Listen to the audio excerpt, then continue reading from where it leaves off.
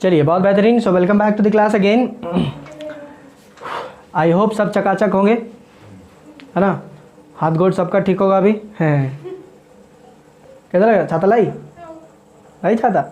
एक ही छाता है, उसके बाद उसमें एडजस्ट कर लेगा, उसमें वो कर लेता है। चलिए बहुत बेहतरीन। So shall we move on. Last class में हमने देखा था about the application of spherical mirrors, right. Spherical mirror के एप्लीकेशन हमने देखा था, ठीक। बंद कर लीजिए, कोई इशू नहीं। आज हम थोड़ा सा आगे बढ़ेंगे, फाइन, कोई दिक्कत? कोई दिक्कत? चलिए, इसमें जो है एक्चुअली एक रिलेशन होता है। हम जानते हैं, आप ये वाली चीज़ जानते हो ना, we came to know about the object distance. आप जाने ऑब्जेक्ट डिस्टेंस किसे डिनोट करते हैं? ऑब्जेक्ट डिस्टेंस को यू से, ठीक। और दूसरी एक और चीज़ होती है जिसको हम कहते हैं इमेज डिस्टेंस। बोलो सही बात, जिसको हम डिनोट करते हैं वी से, फाइन। और आपके मिरर में एक चीज़ होता है जिसको हम कहते हैं फोकल लेंथ। बोलो सही बात है, फोकल लेंथ, जिसको हम डिनोट करते हैं स्मॉल एफ से, ठीक। देयर इज अ रिलेशन, एक रिलेशन है जो इन तीनों को कंबाइन करता है। तीन पैरामीटर्स हैं, तीन में से कोई दो दे देगा और फिर आपको तीसरा पूछेगा, ठीक। इसका रिलेशन जो है वो कुछ ऐसा है। The relation between these three are 1/f is equals to 1/v plus 1/u। 1/f is equals to 1/v plus 1/u। ये हमारा रिलेशन होता है। इस रिलेशन को ही हम कहते हैं मिरर फॉर्मूला।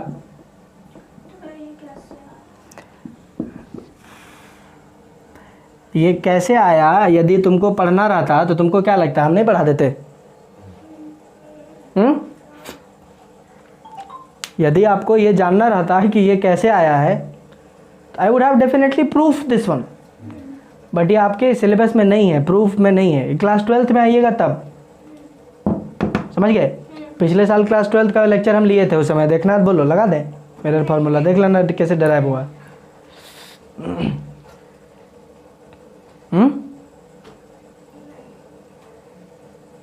इसमें आपको केवल मुझे फॉर्मूला बताना था, डेरिवेशन आपको स्कूल में पूछेगा भी नहीं, क्योंकि आपको बताया ही नहीं है, क्योंकि जो चीज़ें चाहिए वो आपको मालूम ही नहीं है, ठीक है। सोचो, एक तो इतना डिटेल में हम पढ़ा रहे हो, अगर बाद भी कुछ नहीं बता रहे, वाह, हैं चीज़ें हैं, आपको बहुत छाँट के बता रहे हैं, हम छाँट के बता रहे हैं।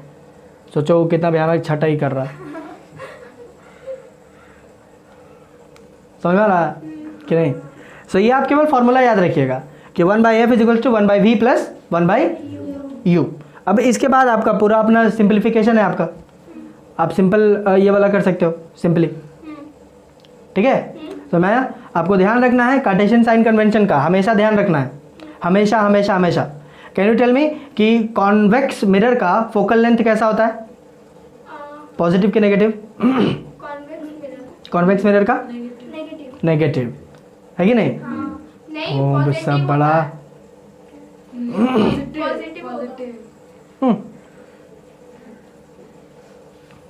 रिशु है, वो सही लड़की है, बता रहे हैं। कॉन्वेक्स मिरर का फोकल लेंथ पॉजिटिव होता है, कॉनकेव मिरर का नेगेटिव होता है, कॉनकेव का नेगेटिव होगा। इसलिए कंक्लूजन वाले में हमने लिखवाया था कार्टेशियन साइन कन्वेंशन जब बताए थे उस समय। तो the focal length for convex mirror is positive and that for concave mirror is negative. Concave का फोकल लेंथ नेगेटिव होगा, कॉन्वेक्स का फोकल लेंथ पॉजिटिव होगा। ये यू का साइन हमेशा नेगेटिव होगा, बिकॉज यू क्या है? ऑब्जेक्ट डिस्टेंस, और ऑब्जेक्ट आप हमेशा लेफ्ट में रखिएगा, तो यहाँ से नापोगे तो लेफ्ट साइड की तरफ जाओगे ना, तो ऑब्जेक्ट डिस्टेंस हमेशा नेगेटिव रहेगा, हमेशा। समझ आया? कार्टेशियन साइन कन्वेंशन को इस्तेमाल करते हुए इसको सॉल्व करना है, अपना मर्जी से नहीं, बता दे रहे। क्लियर है? यहाँ पर जो u डाला हुआ है इसमें इसका साइन इंक्लूडेड नहीं है, मतलब इसका साइन इंक्लूड करके प्लस आया है ऐसा नहीं है, समझ गए? सबका अपना अपना साइन आपको घुसेड़ना है बाद में। 1/f is equals to 1/v plus 1/u। Clear? Clear है? कोई दिक्कत? कोई दिक्कत? चलिए, वेयर यहाँ पे आप लिख लीजिएगा, वेयर v क्या है, u क्या है और f क्या है। समझ गए? बुक्स में कहीं पे अभी ऐसा भी लिख रहा था 1/v + 1/u = 1/f, बतिया इज रिमेनिंग सेम, वही बात। अरे भौं है क्या, कहाँ मैथ पढ़ती है? क्या मुझे समझ नहीं आया। इसको अगर हम ऐसे लिख देते हैं 1/v + 1/u = 1/f, क्या फर्क पड़ रहा? वही चीज़ बोल रहे हैं, बुक्स में आपको कई जगह पे ऐसा लिखा हुआ रहेगा, तो इसे गड़बड़ाने जाना है कि अरे ये का उल्टा लिख दिया, ऐसे सेम चीज़ है। 1/f = 1/v + 1/u। Clear? Clear? Clear? Clear? चलिए, बहुत बेहतरीन। चलिए आगे बढ़े, कोई दिक्कत?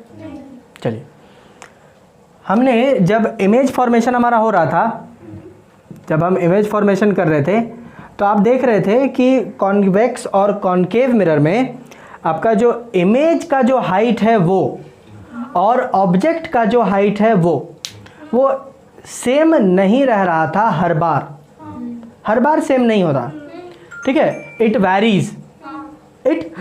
Varies according to the distance of the object. ठीक है, जैसे जैसे आप करीब लाइएगा वैसे वैसे ऑब्जेक्ट जो दूर जाता जाएगा और बड़ा हो जाएगा कॉन्केव मिरर में, है ना? कि नहीं, ऐसा हो रहा था? मतलब आपका जो इमेज हाइट है और ऑब्जेक्ट हाइट है, इन दोनों के बीच में या तो वो जो है एक दूसरे से छोटे हो जा रहे हैं या तो एक दूसरे से बड़े हो जा रहे हैं। बराबर होने का केवल एक वो कंडीशन था। समझ रहे हो कि नहीं? मतलब कुल मिला के आपका जो हाइट है, इमेज का जो हाइट है वो आपके ऑब्जेक्ट के हाइट के रेस्पेक्ट में क्या हुआ है? बड़ा हुआ है, छोटा हुआ है कि बराबर रहा है? माने जैसे अगर हम किसी का हाइट नापेंगे, सपोज दैट अगर हम किसी का हाइट नापेंगे तो अपने रेस्पेक्ट में नापेंगे ना, कि हम गाछ के रेस्पेक्ट में तुम्हारा हाइट नाप दें। समझ रहे हो? यदि हम किसी को बोलेंगे कि वो लंबा है तो हमसे लंबा होगा, हम अपने को देख रहे हैं। समझ रहे हो? अगर हम किसी को बोलेंगे कि वो छोटा है तो हमसे छोटा होगा, अपने रिस्पेक्ट में बोलेंगे कि नहीं? बुझा रहा है? हमेशा अपने से कंपेयर होता है। तो हमारे पास जो चीज़ है वो है ऑब्जेक्ट है मेरे पास, इमेज थोड़ी है। इमेज तो ऑब्जेक्ट से आया है, मेरे हाथ में केवल ऑब्जेक्ट है। तो अगर हम इमेज का हाइट नापेंगे तो ऑब्जेक्ट के हाइट के अकॉर्डिंग नापेंगे या उसके रेस्पेक्ट में नापेंगे। इमेज का हाइट को हम ऑब्जेक्ट के हाइट के रेस्पेक्ट में नापेंगे, ना कि ऑब्जेक्ट का हाइट को इमेज के हाइट के रेस्पेक्ट से, क्योंकि इमेज का हाइट तो वेरिएट करने वाला है। एक चीज़ जो फिक्स्ड है वो है ऑब्जेक्ट का हाइट। ऑब्जेक्ट का हाइट ही फिक्स रहने वाला है, इमेज का हाइट तो बार बार वेरिएट करेगा। समझ रहे हो कि नहीं? क्लियर है? क्लियर है? क्लियर? ओके। तो यदि हम ये बोलें कि मेरा इमेज का हाइट 2 गुना है, कितना है? 2 गुना। इससे क्या पता चल रहा है कि ऑब्जेक्ट का जो हाइट है उससे डबल आपका इमेज का हाइट है। नहीं पता चल रहा? 2 गुना। अगर हम बोले आधा है, इससे भी क्लियर? समझ रहे हो? हम पूछे कितना बड़ा है तो बोला आधा है, तो आधे से भी हमको एक आइडिया हुआ कि नहीं कि कितना होगा। हम बोले कितना है तो बोला 2 गुना है यार, तो इससे भी पता चल रहा है मेरे को कि क्या हो रहा है। अगर बोलेगा हाइट कितना था इमेज का तुम्हारा, अरे भाई 3 गुना बना था, तो मेरा जो हाइट है उससे 3 गुना हुआ है। समझ रहे हो? ये जो चेंज जो मुझे बता रहा है ना, कितना गुना या कितना, समझ रहे हो? What is the change in the height of the image with respect to that of the object? This particular phenomenon is known as linear magnification.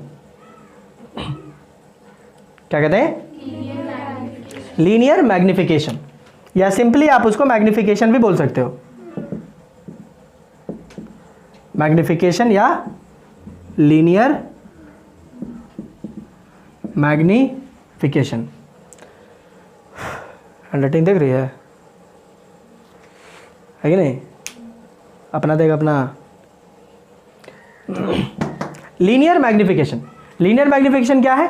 It is actually telling me कि मेरा जो इमेज हाइट है और object height है इसके बीच में क्या relation है। इमेज हाइट और ऑब्जेक्ट हाइट के बीच में क्या रिलेशन है, कितना गुना बड़ा या कितना गुना छोटा है। ये जो चीज़ बताता है ना, ये वो वैल्यू जो मुझे ये बताएगा कि कितना गुना बड़ा या कितना गुना छोटा है, that particular value is known as linear magnification. उसी को लीनियर मैग्निफिकेशन बोलते हैं। जैसे अगर ऑब्जेक्ट हाइट मेरा 4 सेंटीमीटर है और इमेज हाइट मेरा 8 सेंटीमीटर है, ठीक है, इमेज हाइट मेरा 8 सेंटीमीटर है, तो कितना का बदलाव है, 8/4 डबल हो गया। मतलब इसी 2 को हम कहते हैं मैग्निफिकेशन, इसी को बोलते हैं मैग्निफिकेशन। यही है मैग्निफिकेशन।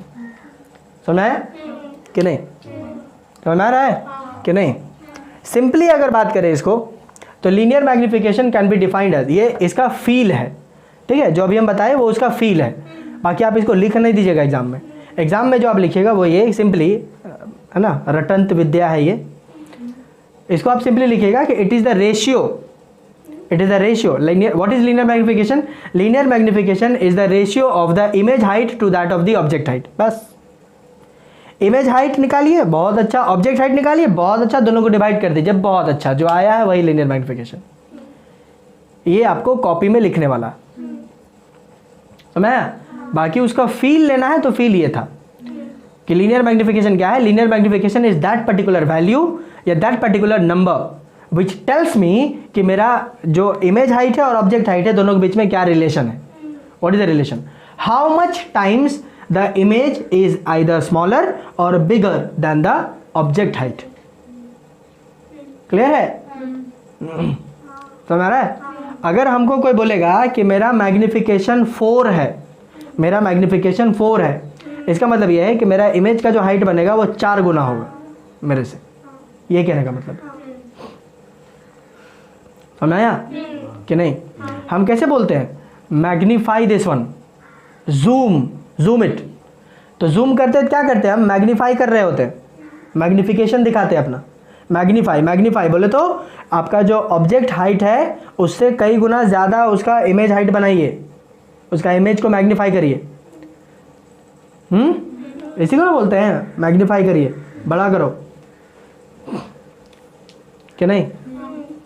देखो कि नहीं कि तुमको लग रहा है कि दूर का सामान देखने के काम आता है जूम करने से? नहीं रे घोंची, दूर का सामान थोड़ी वो उसे नज़र आता है, उसके लिए बाइनोक्यूलर्स होता है, दूरबीन जिसको बोलते हैं देहाती सब। ना अंग्रेजी जानती तुम लोग ना हिंदी जानती है, हैं? दूरबीन जानती थी रे? हाँ, कुछ होता दूरबीन? दूरबीन जब ये वाले इससे दूर का स्पेस होता है, स्पेस वाला देखती है? नहीं वो वाला नहीं, वो नहीं होता है कैसा?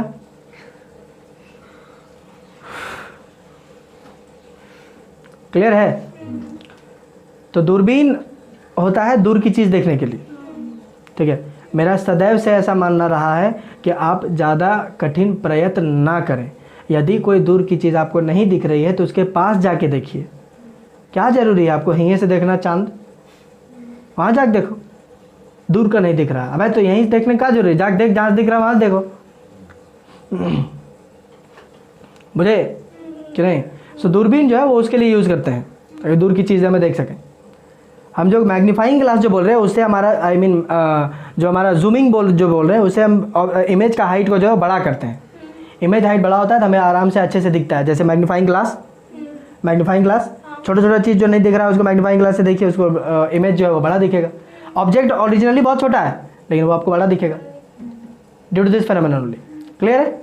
तो अगर इसको रटंत विद्या वाला, या यूँ कहिए कि इसको अगर पूछे कि मैग्निफिकेशन क्या होता है, स्कूल में पूछे what do you understand by magnification, तो magnification is nothing but it is defined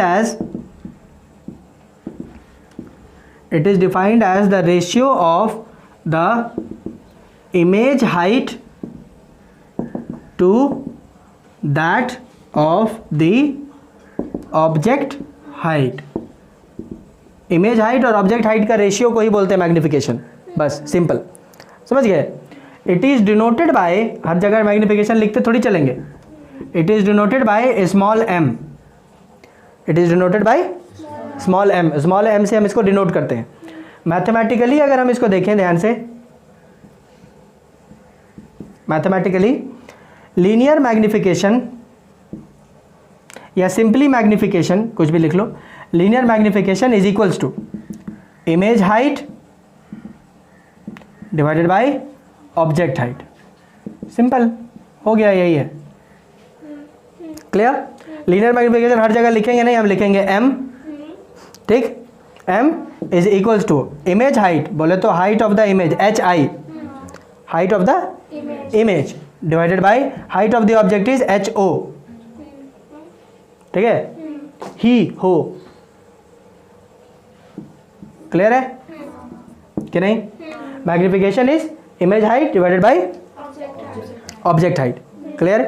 ये एच आई यहाँ पे लिखते देखो, m is equals to H I by H O, H I by H O, H I is height of the image and H O is height of the object. ये लिख लीजिएगा, ठीक है ना, वेयर, यहाँ पे लिख लेना, वेयर एच आई क्या है एंड एच ओ क्या है, ठीक, height of the image and height of the object. Clear? कहीं कहीं बुक में आपको एच आई के जगह पे एच डैश रहेगा, ठीक, एच डैश अपॉन ये एच रहता, ऐसा कर देगा, नो मैटर, कोई फर्क नहीं पड़ रहा, बतिया इज रिमेनिंग सेम, कोई इशू नहीं।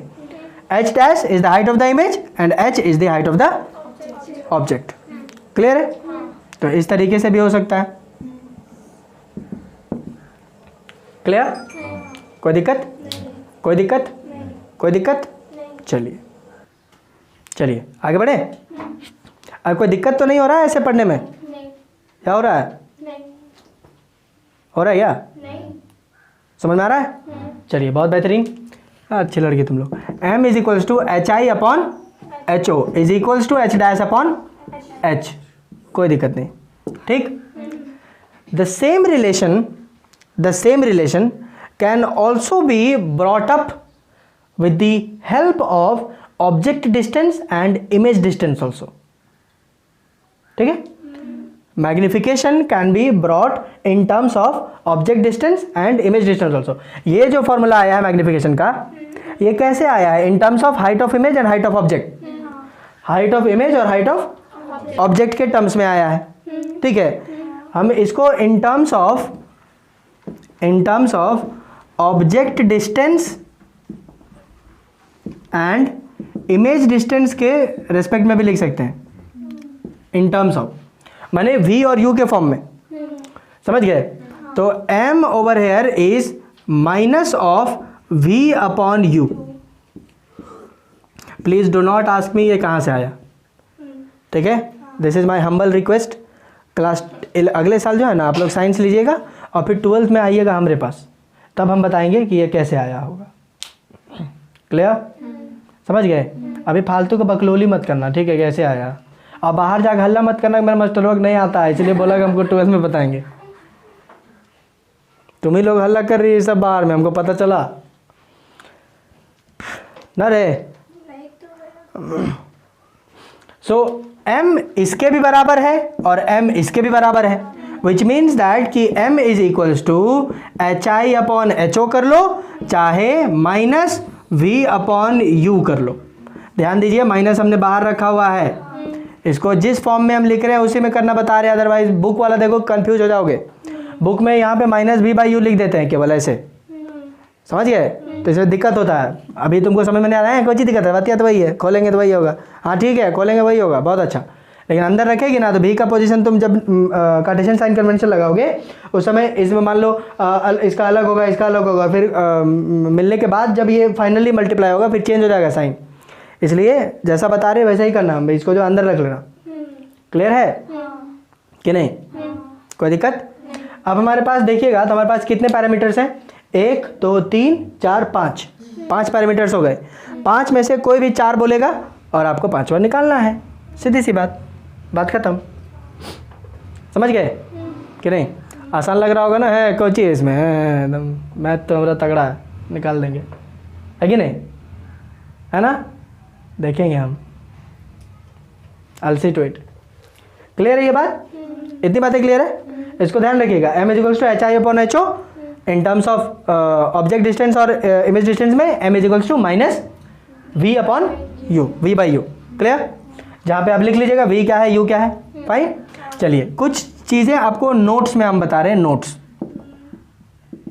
नोट नंबर 1, इफ देखो m जो है ना, मैग्निफिकेशन जो है, इफ m जो है, if m is greater then 1, जाने मन ये क्या है, फ्रैक्शन है ना, ये क्या है, फ्रैक्शन है ना, है। तो इसका जो भी आंसर आएगा वो जो भी आएगा वो या तो ग्रेटर देन 1 फ्रैक्शन होगा या स्मॉलर देन 1 फ्रैक्शन होगा। फ्रैक्शन का रूल है, ठीक है। अगर m इज ग्रेटर देन 1, या तो m जो है मैग्निफिकेशन 1 से बड़ा हो सकता है, ठीक। अगर मैग्निफिकेशन 1 से बड़ा है, मैग्निफिकेशन इज ग्रेटर देन 1, इसका मतलब यह है कि आपका जो इमेज का हाइट है वो आपके ऑब्जेक्ट के हाइट से बड़ा है। अगर कंडीशन ये है, इफ अगर कंडीशन ये है, then hi is greater than ho। समझ गए? ये हर बार होगा, हर बार होगा, ये जस्टिफाइड है। अगर m का वैल्यू 1 से बड़ा आया है, तो अगर m का वैल्यू 1 से बड़ा है तो इसका मतलब है कि height of the image is greater than height of the object. Clear? दूसरा, if m is smaller than 1, अगर 1 से छोटा हो जाता है मैग्निफिकेशन, 1 से छोटा है, इसका मतलब height of the image is smaller then height of the object. मतलब आपका जो फोटो बना है वो आपके ऑब्जेक्ट से भी छोटा है, ठीक। And number 3, if m is equal to 1, अगर m का वैल्यू 1 के बराबर हो जाए तो, ठीक है, in this particular case hi will fall equals to ho। मतलब हाइट ऑफ द इमेज और हाइट ऑफ द ऑब्जेक्ट दोनों के दोनों सेम होंगे। जितना बड़ा ऑब्जेक्ट होगा उतना ही बड़ा आपका इमेज होगा। जो बात है सो एकदम साफ, क्लियर। कोई दिक्कत यहाँ पर? कोई दिक्कत? कोई दिक्कत? ये फॉर्मूले वाले हैं, देखो क्लास 12 में आओगे ना तो इन सब का जो है डेरिवेशन आपको करना होगा। अभी आपका में डेरिवेशन है ही नहीं, और डेरिवेशन अगर जैसे आसान रहता, ठीक है, तो हम बता भी देते कि देख लो कैसे आएगा, बट आसान नहीं है, उसको लोड मत लो, ज़्यादा छोड़ दो, टेंशन मत लो, ठीक है। बुझ गए कि नहीं? कोई दिक्कत? कोई दिक्कत? यहाँ पे केवल फॉर्मूले हैं, इसमें फॉर्मूले आपको याद करने होंगे। मिरर फार्मूला क्या है? 1/f is equal to 1/v plus 1/u, ठीक। मैग्निफिकेशन क्या हुआ? hi अपॉन ho, और इसके टर्म्स में -v upon u। So m is equal to hi/ho is equal to -v/u। Fine. अगर m 1 से बड़ा है तो आपका इमेज बड़ा होगा, ऑब्जेक्ट से लंबा होगा, ठीक। अगर m 1 से छोटा है तो ऑब्जेक्ट से छोटा इमेज बनेगा, और अगर m जो है वो 1 के बराबर है तो इमेज हाइट और ऑब्जेक्ट हाइट दोनों के दोनों सेम होंगे। Simple, clear? कोई दिक्कत? चलिए, बहुत बेहतरीन, इसको छाप लेंगे। चलिए, कोई दिक्कत नहीं यहाँ तक? कोई दिक्कत? कोई दिक्कत? कोई दिक्कत नहीं है, राइट। चलिए, फॉर्मूले सीख गए? क्या क्या फॉर्मूले, एक छोटा सा क्विक रिवीजन बता दें। हमारे पास क्या क्या फॉर्मूला है? एक फॉर्मूला है r is equals to 2f और f is equals to r/2 ले, ठीक। एक ये फॉर्मूला हमारे पास कि नहीं है? f is equals to r/2।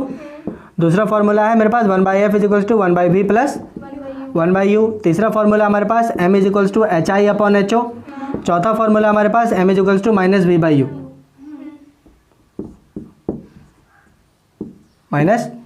-v/u। बस यही चार तो है अभी तक, और इससे ज़्यादा तो कुछ सीखे नहीं है, हैं? चलिए, कुछ क्वेश्चंस एक बार देख लें, एक बार कुछ क्वेश्चंस देखें। दे मेरा फ़ोन दे भाई।